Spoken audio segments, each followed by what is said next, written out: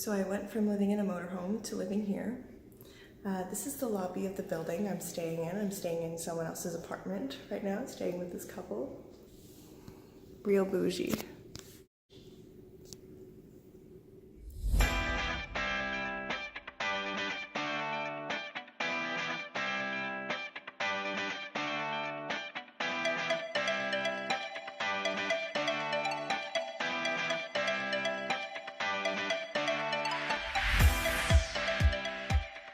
Hey guys, it's your friendly neighborhood pro-life activist Deirdre here. We finished our third week of activism here in Vancouver, and we also made the news. A controversial pamphlet being left on Metro Vancouver doorsteps is testing the limits of free speech. The pamphlet from an anti-abortion group uses disturbing images. Now this article is about a woman basically complaining that we left one of these pamphlets at her door. I'm not going to open the pamphlet to show you guys what's inside of it. Not out of, not wanting to show you what's inside of it, but in fear of censorship. So they'll receive something that looks like this in their mailbox, and on the outside there is a 7-week embryo and a 22-week fetus, and on the inside flaps that are corresponding to each one of those images is what it looks like when that child is aborted at that same age.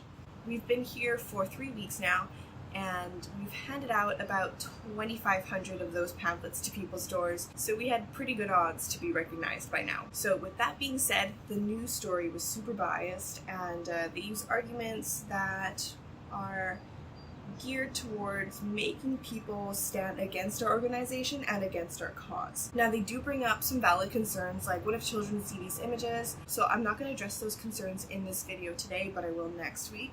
I just want to first off point out that a lot of people hide behind their show of making a big deal out of the graphic images to try and shame us for being pro-life. There's even this campus club in Ontario that had gotten complaints from other students on campus for using ultrasound images, and they were saying that the images were disturbing and graphic.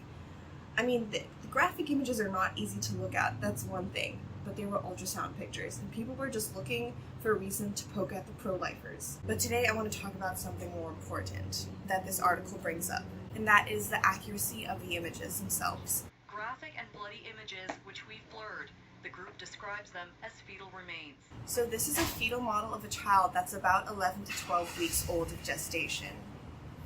And if you have this child, and this is when most first trimester abortions will occur, if you decapitate this child and tear apart each of their body parts limb by limb, what do you think it's going to look like? Dr. Anthony Levatino is a former abortion provider who has made a written statement for us saying that all the images that we use are accurate and they depict exactly what he used to do as an abortion provider himself. And just a few months ago, Dr. Fraser Fellows, in a debate, he had stated that the images that were used in that presentation and the images that are used by CCVR are accurate images of what an abortion looks like. So we have actual abortion providers themselves saying that these images are true. So given that knowledge, that these images are disturbing, they're upsetting, but also with the knowledge that they're true, what would the logical step forward be?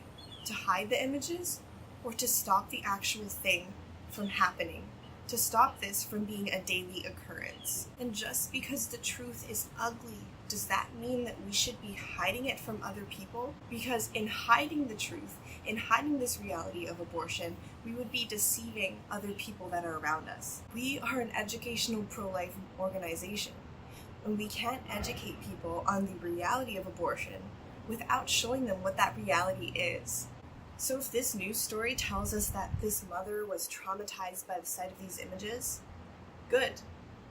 People should be upset and they should be traumatized by these pictures. They should be mad that these pictures are there, not because that they are there, but because this happens every day. And that this child who was killed is one of millions. If you witness a grave injustice happening before your eyes, should you blind yourself from it? Or should you do something to be stopping it?